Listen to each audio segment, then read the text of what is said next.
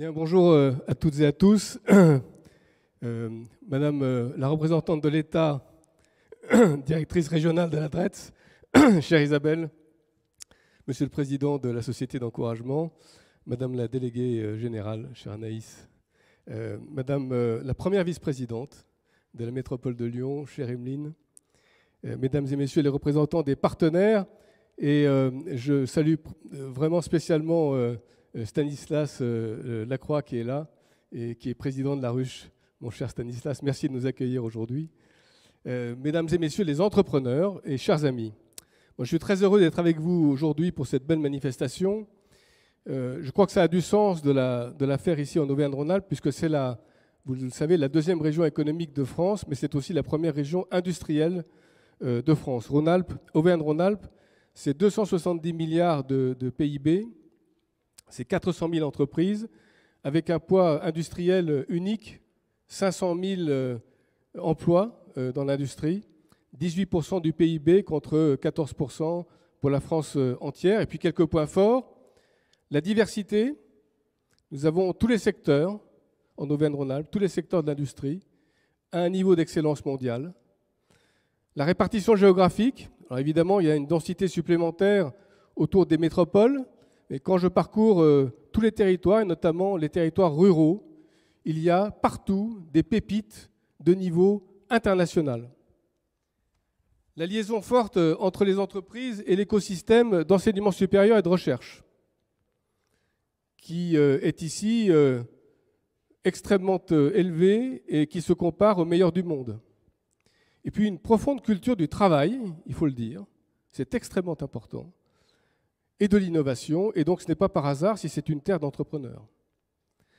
Et ce sont bien ces entrepreneurs qui, depuis le premier jour de la crise, se sont mobilisés, ont travaillé jour et nuit avec leurs collaborateurs pour trouver de nouveaux produits, pour trouver de nouveaux marchés, et pour s'en sortir ensemble. Et aujourd'hui, j'ai vraiment le plaisir de pouvoir dire que l'industrie et le BTP en Auvergne-Rhône-Alpes ont retrouvé leur niveau de 2019.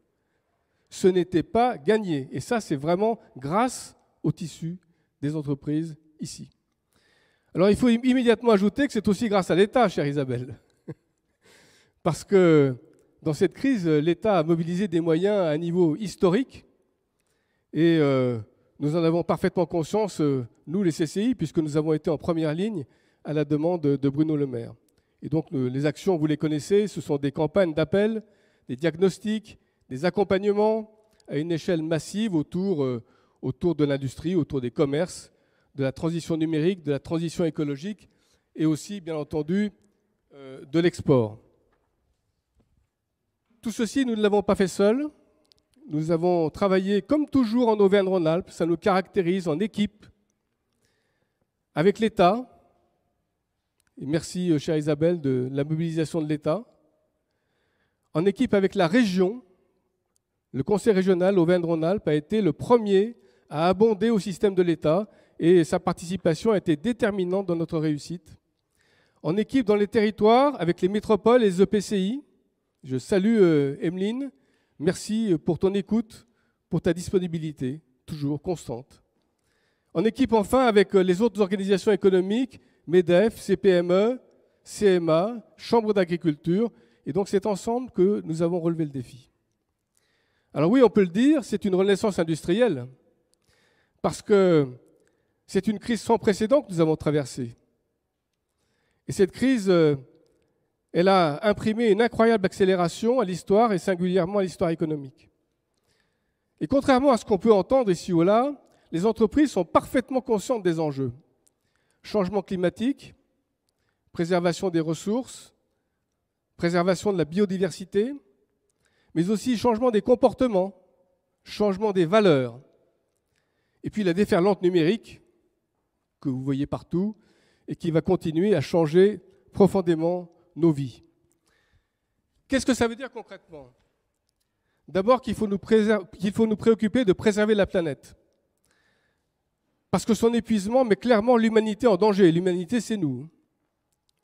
C'est pourquoi la lutte contre le réchauffement climatique est déjà devenue une priorité pour l'ensemble des entreprises qui se sont engagées résolument dans ce combat.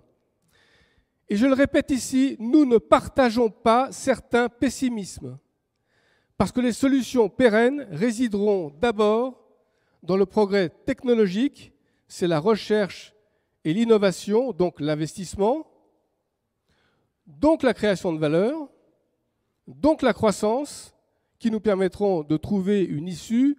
Les autres voies sont des impasses. Les progrès, nous les voyons déjà.